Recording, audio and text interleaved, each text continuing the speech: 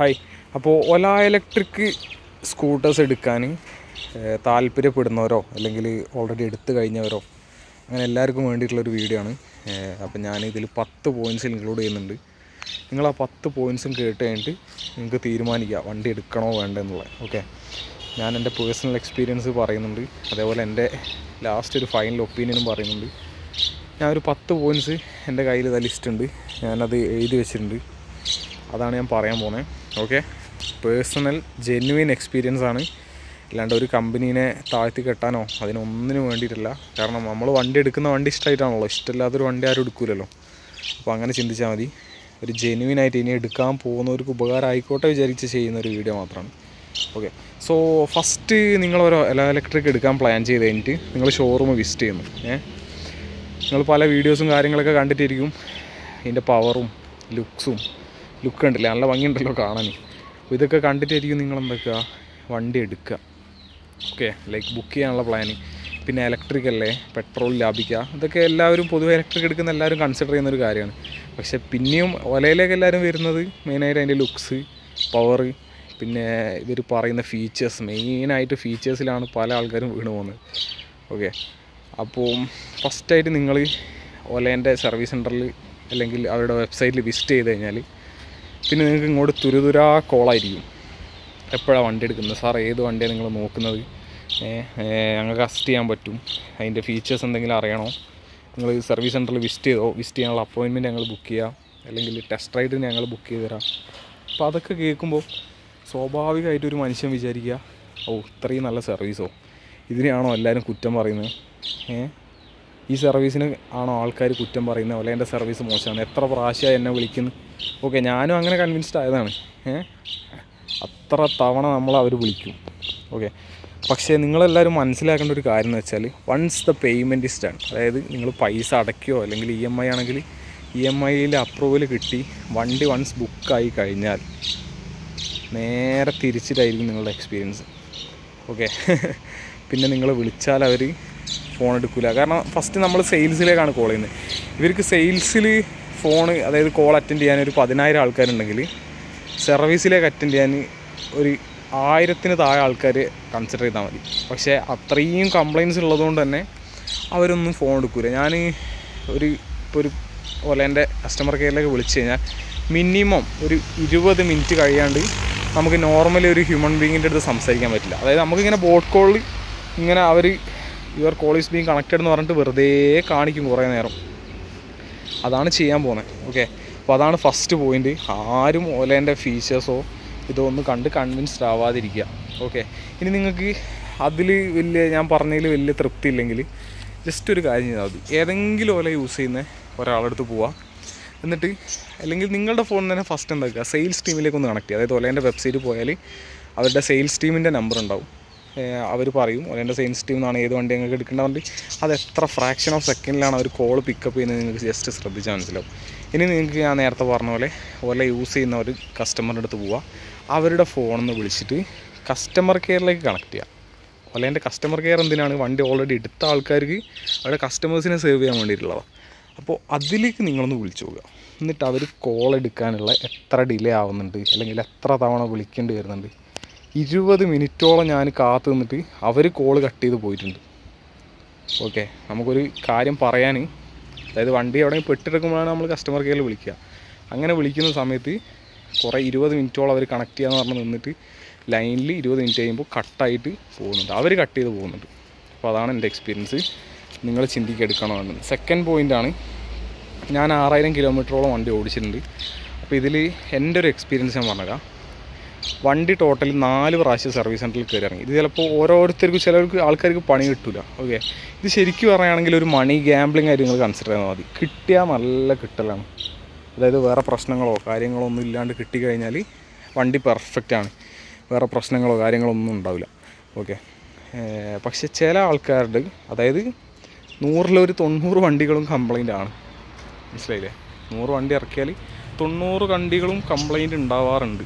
ഇനിയിപ്പോൾ ചോദിക്കും ഞാനെന്തിനാണ് പിന്നെ വണ്ടി എടുത്ത എത്രയും കംപ്ലൈൻറ്റ് അറിയുകയാണെങ്കിൽ, ഒരു സമയത്ത് നല്ല സർവീസായി വന്നിരുന്നു അല്ലേ, എൻ്റെ മൊത്തത്തിൽ നല്ല സർവീസായി വന്ന സമയത്ത് ബുക്ക് ചെയ്തതാണ് ഞാൻ. അത് കിട്ടുമ്പോൾ 1.5 മാസം ഡിലേ ആയി. അതിൻ്റെ വീഡിയോ ഒക്കെ മുമ്പ് ചെയ്തിട്ടുണ്ട്. അപ്പോഴത്തേക്ക് സർവീസ് ഇനിയും മോശമായി. പൈസ കൊടുത്തു പോയില്ലേ, എടുക്കാമെന്നല്ലാണ്ട് വേറെ ഓപ്ഷൻ ഇല്ല, റീഫണ്ട് ഓപ്ഷനൊന്നുമില്ല. അതുകൊണ്ടാണ് വണ്ടി എടുത്തത്. ഓക്കെ, ഇനി സെക്കൻഡാണ് ഇതിൻ്റെ തേർഡ് പോയിൻ്റാണ് ബ്രേക്ക് പാഡ്സ്.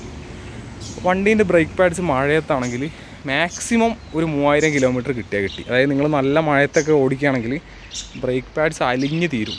അതേപോലെ തന്നെ ഒലേൻ്റെ സർവീസ് സെൻറ്ററിൽ ബ്രേക്ക് പാഡ്സിൻ്റെ റേറ്റ് കേട്ടാൽ നിങ്ങൾ ഞെട്ടും.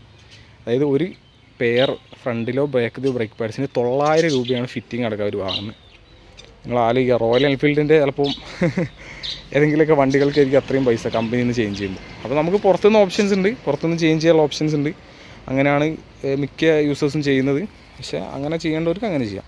പിന്നെ ചാർജറിൻ്റെ കേസ്, ഇപ്പോൾ വാങ്ങിയിട്ട് 3 മാസത്തിൻ്റെ ഇടയിൽ എൻ്റെ വണ്ടി 1 മാസം ഷോറൂമിലായിരുന്നു.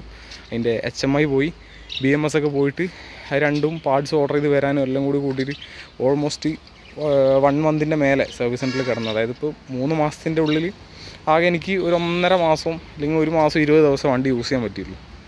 ബാക്കി മൊത്തം സർവീസ് സെൻറ്ററിലായിരുന്നു, പല സർവീസ് സെൻറ്ററിൽ കിടന്നിട്ടുണ്ട്. ഓക്കെ, അപ്പോൾ ചാർജർ വണ്ടീൻ്റെ 3 മാസത്തിൻ്റെ മുമ്പ് തന്നെ അടിച്ചു പോയിട്ടുണ്ട്. അതായത് ചാർജർ അടിച്ചു പോകുന്ന മാത്രമല്ല, ചാർജർ അടിച്ചു പോയി കഴിഞ്ഞാൽ നിങ്ങൾക്ക് സ്പെയർ ചാർജർ ഭാഗ്യം ഉണ്ടെങ്കിൽ കിട്ടും. അതായത് ഷോറൂമിൽ സ്പെയർ ചാർജർ അവൈലബിൾ ആണെങ്കിൽ കിട്ടും, ഇല്ലെങ്കിൽ നിങ്ങൾക്ക് വണ്ടി ഓടിക്കാൻ പറ്റില്ല. അല്ലെങ്കിൽ നിങ്ങൾ അറേഞ്ച് ചെയ്യേണ്ടി വരും, വേറെ ഏതെങ്കിലും യൂസറിൻ്റെ അടുത്ത് പോയിട്ട് ചാർജർ അറേഞ്ച് ചെയ്യേണ്ട അവസ്ഥയാണ്. ഓക്കെ, അപ്പോൾ ഞാൻ 1.5 ആഴ്ചത്തോളം ചാർജർ ഇല്ലാണ്ട് നിന്ന് പിന്നെയും പല ഷോറൂമിലും കയറി ഇറങ്ങി. ലാസ്റ്റ് അവർ അതായത് 2 കിലോവാട്ട് ബാറ്ററി വേരിയൻറ്റിൻ്റെ ചാർജറാണ് തന്നത്. അതിൽ ചാർജ് ചെയ്യാൻ നിങ്ങൾക്ക് അറിയാം, മറ്റേതിൽ 6 മണിക്കൂറാണ് പറയുന്നത്. ഇതിൽ 350 വാട്ട്സിൻ്റെ ചാർജറാണ് ഇപ്പോൾ എനിക്ക് കിട്ടിയത്. അതിൽ 12 മണിക്കൂറോളം എടുക്കുന്നുണ്ട്. അതായത് 10% 100% എത്താൻ ഓൾമോസ്റ്റ് 11 മണിക്കൂറാണ് എടുക്കുന്നത് 100% ഫുള്ളി ചാർജിൽ കാണിക്കാൻ. അപ്പോൾ നിങ്ങൾ ആലോചിക്കുക, അതിൻ്റെ ബുദ്ധിമുട്ട് ആലോചിക്കുക. ഓക്കെ, പിന്നെ ഫാസ്റ്റ് ചാർജിങ് നെറ്റ്വർക്കാണ് അടുത്ത ഇഷ്യൂ. അപ്പോൾ ഫാസ്റ്റ് ചാർജിങ് നെറ്റ്വർക്ക് പ്രതീക്ഷിച്ച് ഒരാളും ഒല ഇലക്ട്രിക് എടുക്കേണ്ടതെന്ന് എനിക്ക് പറയാനുള്ളൂ. കാരണം ഫാസ്റ്റ് ചാർജിങ് നെറ്റ്വർക്ക് അത്രയും അബദ്ധമാണ്. എവിടെയും ഫാസ്റ്റ് ചാർജിങ് നെറ്റ്വർക്ക് ഇല്ല, ഉള്ളത് തന്നെ പകുതിയും വർക്ക് ചെയ്യുന്നില്ല. ഓക്കെ, അപ്പോൾ ഒലയ്ക്ക് ഫാസ്റ്റ് ചാർജിങ് ഉണ്ട്, ഹൈപ്പർ ചാർജിങ് ഉണ്ട് എന്നൊക്കെ പറഞ്ഞിട്ടാണ് കമ്പനി നിങ്ങളെ കൺവിൻസ് ചെയ്യുക. അതിലൊന്നും ആരും പോയി വീഴാതിരിക്കുക. ഓക്കെ, ഒരു സർവീസും പ്രതീക്ഷിക്കരുത്, അതേപോലെ ഒരു ഫാസ്റ്റ് ചാർജിങ്ങും പ്രതീക്ഷിക്കരുത്. പിന്നെ വണ്ടീനെ എപ്പോൾ കംപ്ലൈൻറ്റ് വരുന്നു പ്രതീക്ഷിക്കരുത്. അങ്ങനെ എപ്പോൾ വേണമെങ്കിലും എന്തും സംഭവിക്കാം. പക്ഷേ കിട്ടുകയാണെങ്കിൽ നല്ല എക്സ്പീരിയൻസ് ആണ്, വണ്ടി അടിപൊളിയാണ്, റൈഡ് ചെയ്യാനൊക്കെ അടിപൊളിയാണ്. അങ്ങനത്തെ അതിലൊന്നും യാതൊരു ബുദ്ധിമുട്ടും ഇല്ല. അപ്പോൾ നെക്സ്റ്റ് പോയിൻ്റ് ഞാൻ പറയാം, സർവീസ് എന്ന് പറയുന്ന സ്കാം. അതായത് ഇവർക്കിപ്പോൾ Gen 3 മുതൽ എല്ലാ 5000 കിലോമീറ്ററിലും സർവീസ് വരുന്നുണ്ട്. അപ്പോൾ ഞാൻ സർവീസ് എൻ്റെ ഒരു അനുഭവത്തിൽ സർവീസ് എന്ന് പറഞ്ഞാൽ ശരിക്കും ഒന്നുമില്ല. ഓക്കെ, ഇതിനാകെ കുറച്ച് ചെയിൻ ടൈറ്റ് ചെയ്യാനും പിന്നെ ബ്രേക്ക് പാഡ്സ് ചേഞ്ച് ചെയ്യുക. ഇതിന് ഇപ്പോൾ S1 Pro Plus ആണിത്. ഇതിനവർ 950 രൂപയാണ് വാങ്ങുന്നത്. നിങ്ങൾ ആലോചിക്കണം, 950 രൂപ. ഇതിൽ ഓയിൽ ചേഞ്ച് ഇല്ല, എയർ ഫിൽറ്റർ ചേഞ്ച് ഇല്ല, ഒന്നുമില്ല. ബ്രേക്ക് പാഡ്സ് ചേഞ്ച് ചെയ്യണമെങ്കിൽ അവർ എക്സ്ട്രാ പൈസ വാങ്ങുകയാണ്. അതായത് നേരത്തെ ഞാൻ പറഞ്ഞ ആ 900 കമ്പനിയിൽ നിന്ന് ചേഞ്ച് ചെയ്യുകയാണെങ്കിൽ 1800 രൂപ ബ്രേക്ക് പാഡ്സ് ചേഞ്ച് ചെയ്യാൻ വരും. 950 രൂപയാണ് സർവീസ്. അതായത് കമ്പനിക്ക് ജസ്റ്റ് നമ്മളതിൽ പഞ്ച് ചെയ്താൽ മതി. സർവീസ് സെൻ്ററിലോരും പറയുന്നതാണ്, നിങ്ങൾ സർവീസ് ചെയ്തിട്ടില്ലെങ്കിലും കുഴപ്പമില്ല, കമ്പനീൻ്റെ കയ്യിൽ പൈസ കിട്ടണം. ആ 950 അവർക്ക് കിട്ടണം. അത് കിട്ടിക്കഴിഞ്ഞാൽ എന്തായി, നമ്മുടെ സർവീസ് ഡൺ എന്ന് കാണിക്കും. സർവീസ് ചെയ്തോ ഇല്ലേ അതൊന്നും അവർക്കൊരു വിഷയമുള്ള കാര്യമല്ല. നെക്സ്റ്റ് ഇഷ്യൂ പറയാനാണെങ്കിൽ സ്പെയർ പാർട്സാണ്. സ്പെയർ പാർട്സ് അവൈലബിലിറ്റി ഇല്ലാത്തതുകൊണ്ടാണ് ഇന്ത്യയിലുടനീളം പല സ്കൂട്ടേഴ്സും വെറുതെ വെയിൽ കൊണ്ട് നശിക്കുന്നത്. ഒലേൻ്റെ മെയിൻ ഒരു ഇഷ്യൂ ആണ്. അത് റെഡി ആയിട്ടുണ്ടായിരുന്നൊരു സമയത്ത്, ഞാൻ പറഞ്ഞു നേരത്തെ, ആ സമയത്തായിരുന്നു ഞാൻ ബുക്ക് ചെയ്തത്. ഒരു 2 മാസത്തെ ഉണ്ടായിരുന്നുള്ളൂ, പിന്നെയും പഴയ പോലെ തന്നെ ആയി. അപ്പോൾ സ്പെയർ പാർട്സ് അവൈലബിലിറ്റി പറഞ്ഞാൽ വളരെ കുറവാണ്. പിന്നെ നമുക്ക് വാറണ്ടി ഉള്ള വണ്ടി ആയതുകൊണ്ട് നമുക്ക് പുറത്തുനിന്ന് സർവീസ് ചെയ്യാനും പറ്റില്ല. അതായത് 3 years അല്ലെങ്കിൽ 40,000 കിലോമീറ്റേഴ്സ് വരെ വണ്ടിക്ക് വാറണ്ടി വരുന്നുണ്ട്. ആ വാറണ്ടീൻ്റെ ഉള്ളിൽ നമുക്ക് പുറത്തുനിന്ന് സർവീസ് ചെയ്താൽ ചിലപ്പോൾ വാറണ്ടി കട്ടാവും. അങ്ങനത്തെ ഇഷ്യൂ ഉണ്ട്. പിന്നെയാണ് MoveOS Plus എന്ന് പറഞ്ഞാൽ അടുത്ത സ്കാം. MoveOS Plus ഇല്ലാതെ നമുക്ക് ഈ വണ്ടിയിൽ ഈക്കോ മോഡ് കിട്ടില്ല, സ്പോർട്ട് മോഡ് കിട്ടില്ല, ഹൈപ്പർ മോഡും കിട്ടില്ല. ഓക്കെ, 3 വർഷത്തേക്ക് അവരിപ്പോൾ ഇപ്പോൾ S1 Pro Plusനാണെങ്കിൽ അവർ ചാർജ് ചെയ്യുന്ന റേറ്റ് പറഞ്ഞാൽ 9999 രൂപ, അതായത് 10,000 രൂപയാണ്. ആ 10,000 രൂപയ്ക്കുള്ള ഒന്നും ഇതിലില്ല. ഓക്കെ, മാക്സിമം പോയാൽ ഒരു 5,000 രൂപ കൊടുക്കുക. അതിനുള്ള സാധനങ്ങളുണ്ടല്ലോ. നമ്മളെ ഒലേൻ്റെ ആപ്പ് പറഞ്ഞാൽ ഫുള്ള് ബഗ്ഗാണ്. ഫീച്ചേഴ്സും കാര്യങ്ങളൊക്കെ ഉണ്ട് ആപ്പിൽ, പക്ഷെ ഫുൾ ബഗ്ഗാണ്. ബഗ് എന്ന് പറഞ്ഞാൽ നിങ്ങൾ വിചാരിക്കുന്നതിലധികം ബഗ്സ് ഉണ്ടാവും. പിന്നെ ഒല കെയർ പ്ലസിൻ്റെ ന്യൂസ് ഇപ്പോൾ എല്ലാവരും അറിഞ്ഞിട്ടുണ്ടാവും. കാരണം ഒല കെയർ പ്ലസ് എടുത്ത പല ആൾക്കാരും അതിൻ്റെ brake pad, unlimited brake pad change, അതേപോലെ അതിൻ്റെ ജനറേഷൻ 2 വരെയുള്ള വണ്ടിക്കാണെങ്കിൽ ബെൽ ചേഞ്ചൊക്കെ പ്രതീക്ഷിച്ചിട്ട് എടുത്ത ആൾക്കാരാണ്. അപ്പോൾ ഇനി അത് ഒറ്റ പ്രാവശ്യം ചെയ്യാൻ പറ്റുള്ളൂ. അതായത് നമുക്ക് അതിനെക്കാട്ടും നല്ലത് അതിന് പൈസ കൊടുക്കുന്നതാണ്. 4200 രൂപ എന്തോ വരുന്നുണ്ട് കെയർ പ്ലസ് എടുക്കാൻ വേണ്ടിയിട്ട്. പിന്നെ ജെൻ 3 മുതൽ ബെൽറ്റ് ഡ്രൈവും അല്ല, ചെയിൻ ഡ്രൈവാണ്. അപ്പോൾ ബെൽറ്റ് മാറ്റേണ്ട വിഷയമില്ല. ഓക്കെ, അപ്പോൾ നിങ്ങൾ വണ്ടി മെയിനായിട്ട് ചെയിൻ ലൂബും കാര്യങ്ങളൊക്കെ ചെയ്ത് ഉപയോഗിക്കുക. ഈ സർവീസ് ഞാൻ നേരത്തെ പറഞ്ഞ പോലെ സർവീസിലൊന്നും ചെയ്യുന്നില്ല. സർവീസിന് നമ്മൾ വണ്ടി കൊടുക്കുന്ന എന്തെങ്കിലും കംപ്ലയിൻ്റ് ഉണ്ടെങ്കിൽ അവർ വാറണ്ടിയിൽ നോർമലി ചെയ്യുന്ന പോലെ ചെയ്യും. അല്ലാണ്ട് സർവീസിനായിട്ട് പ്രത്യേകിച്ച് അവർക്കൊന്നും ചെയ്യാനില്ല. അവരും പറയുന്നതാണ്, നിങ്ങൾ പൈസ കൊടുത്തിട്ട് അതിൽ പഞ്ച് ചെയ്ത് കഴിഞ്ഞാൽ നമ്മൾ OTP പറഞ്ഞു കൊടുത്താൽ സർവീസ് ഡണ്ണ് കാണിക്കും. ഇപ്പോൾ വണ്ടി അവിടെ കൊണ്ടുപോകേണ്ട ആവശ്യം പോലും ഇല്ല ശരിക്കും പറയണമെങ്കിൽ. ഓക്കെ, അപ്പോൾ അതാണ് സർവീസിൻ്റെ അവസ്ഥ. പിന്നെ ചെയിനാണ് വരുന്നത്. ചെയിൻ എപ്പോഴും ക്ലീൻ ചെയ്യണം. എല്ലാവർക്കും അറിയാം, എല്ലാ ചെയിൻ ഡ്രൈവ് വരുന്ന വണ്ടി ക്ലീൻ ചെയ്യണം. അപ്പോൾ അതൊക്കെ അതിൻ്റെ മെയിൻ്റനൻസിൽ പെട്ട കാര്യമാണ്. ടയേഴ്സ് അത്യാവശ്യം എക്സലറേഷനിലൊക്കെ ഞാൻ ഓടിക്കുന്നതുകൊണ്ട് പെട്ടെന്ന് തീരുന്നുണ്ട്. അതൊന്നും പിന്നെ കുഴപ്പമില്ല. വിയർ ആൻഡ് ടിയറൊക്കെ നമുക്ക് മാനേജ് ചെയ്യാൻ പറ്റുന്നേ ഉള്ളൂ. എല്ലാ വണ്ടിക്കും സംഭവിക്കുന്നത്, അതിലൊന്നും നമ്മൾ ഒരു കുറ്റവും പറയുന്നില്ല. അപ്പോൾ ഞാൻ പറഞ്ഞ പോലെ വണ്ടീൻ്റെ ഡിസ്പ്ലേ ചേഞ്ച് ചെയ്തു. ഓക്കെ, അതിന് 2 ആഴ്ച. പിന്നെ അതേപോലെ BMS, അതായത് ബാറ്ററി മാനേജ്മെൻറ്റ് സിസ്റ്റം ചേഞ്ച് ചെയ്തു. അതിന് 2 ആഴ്ച അവിടെ കിടന്നു. ഇതിന് മുമ്പും 2 പ്രാവശ്യം വണ്ടി ബ്രേക്ക് ഡൗൺ ആയിരുന്നു. അതിന് കോഴിക്കോട് സർവീസ് സെൻറ്ററിൽ ടോട്ടൽ 5 ദിവസം കിടന്നു. അപ്പോൾ അങ്ങനെയൊക്കെയാണ് ഒലേൻ്റെ അവസ്ഥ. ഞാൻ 10ാമത്തെ ലാസ്റ്റ് പോയിൻ്റ് എൻ്റെ ഒരു പേഴ്സണൽ അഡ്വൈസാണ്. നിങ്ങൾക്ക് പറ്റുകയാണെങ്കിൽ, അതായത് നിങ്ങളെ മൈൻഡ് സമ്മതിക്കുകയാണെങ്കിൽ തൽക്കാലത്തേക്ക് വേറെ ഏതെങ്കിലും വണ്ടി എടുക്കുക.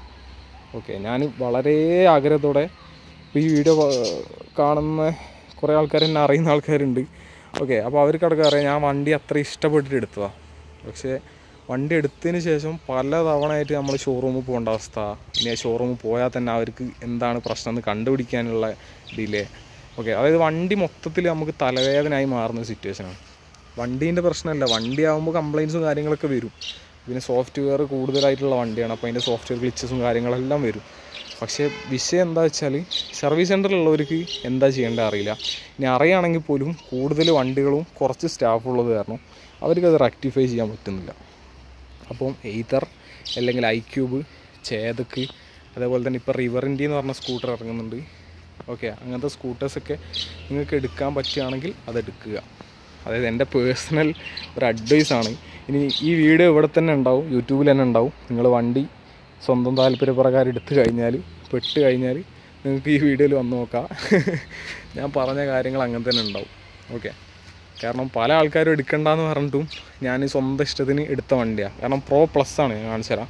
Pro Plus വേരിയൻ്റ് എടുക്കണമെങ്കിൽ, അതായത് ഒലേൻ്റെ ഏറ്റവും പ്രീമിയം മോഡലാണ്. ബേസ് വേരിയൻ്റ് ഒന്നും എടുക്കാണ്ട് Pro Plus തന്നെ, അതായത് ഈ Pro Plus ഇവരുടെ ഏറ്റവും പ്രീമിയം മോഡലാണെന്ന് ഇവർ പറയുന്ന വണ്ടിക്കാണ് ഇത്രയും കംപ്ലയിൻസും ഡിലേ ഒക്കെ കേട്ടോ.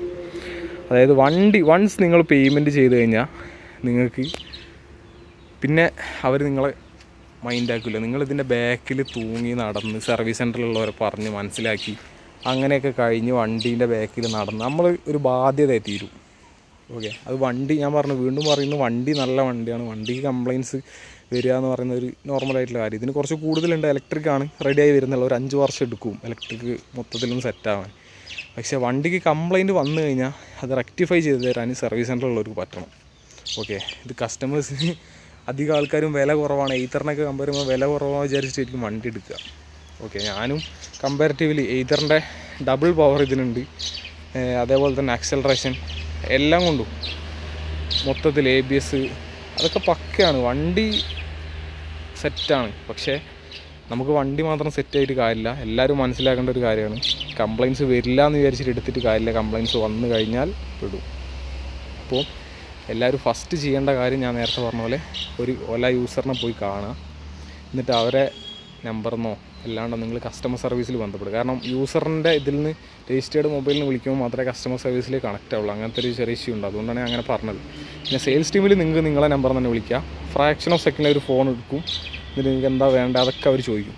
പക്ഷേ നിങ്ങളൊരു കസ്റ്റമർ കെയറിലേക്ക് വിളിച്ചു കഴിഞ്ഞാൽ നിങ്ങൾക്ക് ഇതിൻ്റെ സത്യാവസ്ഥ മനസ്സിലാവും. അപ്പോൾ അറ്റ്ലീസ്റ്റ് മലയാളികളാരും വണ്ടി എടുത്തിട്ട് പിന്നെ പെട്ടുപോയി ഇതറിയാണ്ട് പോയല്ലോ എന്ന് പറയരുത്. കാരണം ഞാൻ വീഡിയോ വണ്ടി എടുക്കുന്ന സമയത്ത് എനിക്ക് ഇങ്ങനത്തെ ഒരു വീഡിയോ കാണാൻ പറ്റിയിട്ടില്ല. എടുക്കണ്ട ആ ഒരു ഇതിലുള്ളത്. ഓക്കെ, സോ അതിന് വേണ്ടി ചെയ്ത വീഡിയോ ആണ്. അപ്പോൾ കുറച്ച് ലെങ്തി ആയി എന്നറിയാം, എന്നാലും ലാസ്റ്റ് വരെ കണ്ടുവന്ന എല്ലാവർക്കും അതിൻ്റെ ഒരു ഐഡിയ കിട്ടിയെന്ന് വിചാരിക്കുന്നു. Thank you.